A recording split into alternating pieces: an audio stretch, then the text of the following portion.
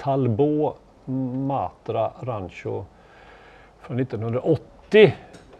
Vi har sålt den för några år sedan men vi har inte pratat om den. Utan den är en ägare som har haft den ett tag och kommit igen. Var det inte så, Per-Erik? Precis. Och jag noterar att du körde på det franska uttalet.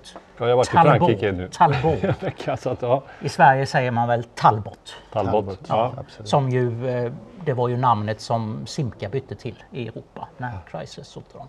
Och detta, mina vänner, är ju den bilmodell som skapade uttrycket stadsjeep när den kom i slutet av 70-talet. Det var första gången ordet stadsjeep användes då av Philipson som var återförsäljare. Och sen så tog det ju fart när SUV-erna kom, men det hette ju länge stadsjeep i Sverige. Och det här är ju en överlevare av stora mått. Det tillverkades ganska många, över 50 000, men vi tror att det finns 3 kvar i Sverige. Och det är inte många. Nej. Och det är ju en väldigt speciell bil. I grunden en Simca 1100 och sedan då påbyggd och gjord till en slags äventyrsbil. Vad tror du anledningen var till att man tog fram en sån här? Jag tror att man, dels fransmän som vill naturligtvis alltid göra någonting annorlunda än alla andra, men också att skapa någon slags äventyrskänsla.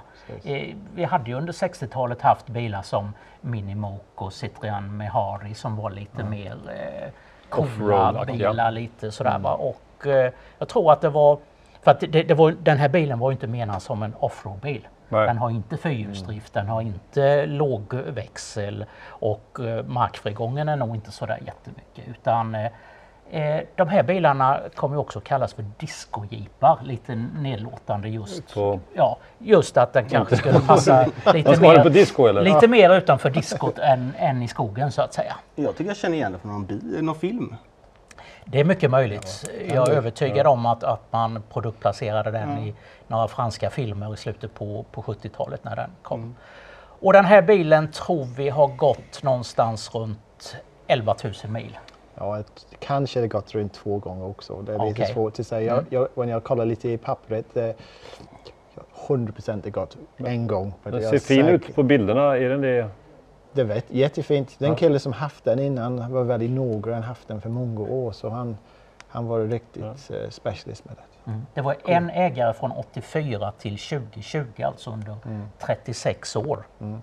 Och det är ju en livsstilsbil skulle man kunna säga. Och man är ju verkligen ensam om den. Absolut. Och så en nedfällbar baklämnare. Range Rover style. Typ. Ja, precis. Matbordet. Ja. Och det sitter en vanlig Simca 4 i den på 80 hästkrafter, manuell låda, inga konstigheter på något sätt. Som jag sa, ingen fyrhjulsdrift. Så att det är ju en enkel bil att ta hand om. Inga problem med reservdelar, det är Simcas reservdelar och så vidare. Några del av body panels är plast också, så det kan inte rosta. Nej, perfekt. Ja, precis. Därför är det sån survivor. Så att, man blir ju lätt löddrig när man ser den. Ja, precis. Och vi som var med på disco-eran vill ju ha en disco-jeep naturligtvis. Ja, men disco är inte disco, va? Nej, inte disco är Discovery i England. Discovery. All right. Nice. Fransk disco är det. Ja, precis.